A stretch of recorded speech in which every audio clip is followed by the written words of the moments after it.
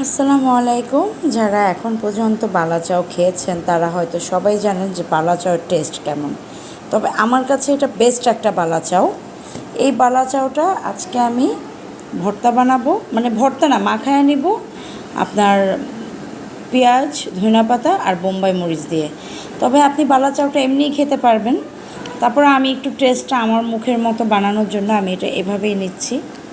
তো বোম্বাই মরিচ আমি একটু পাকা নিয়েছি যাতে একটু কালারটা সুন্দর হয়। এই যে বোম্বাই মরিচ, আমার কাছে বোম্বাই মরিচটা মানে অস্থির লাগে।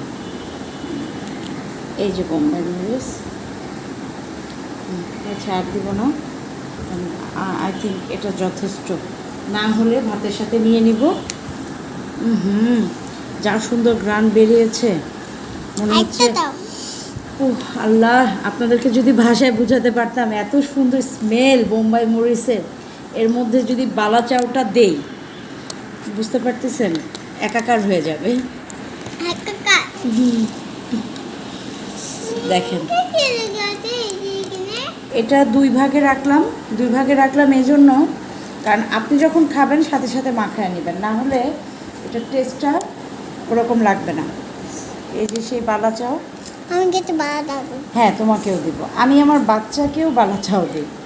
তবে আমাদের খাবারে যদি শুটকি না থাকে মনে হয় না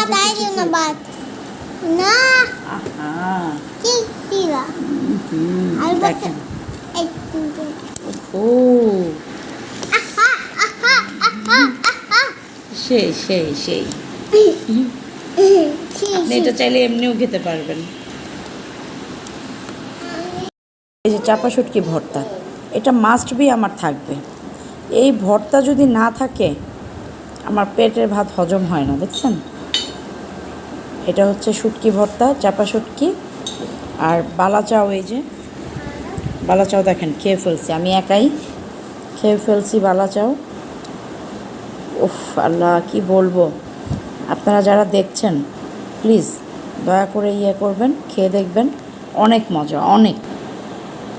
এই যে বোম্বাই মরিচ, আমি একটু ঝাল বেশি খাই,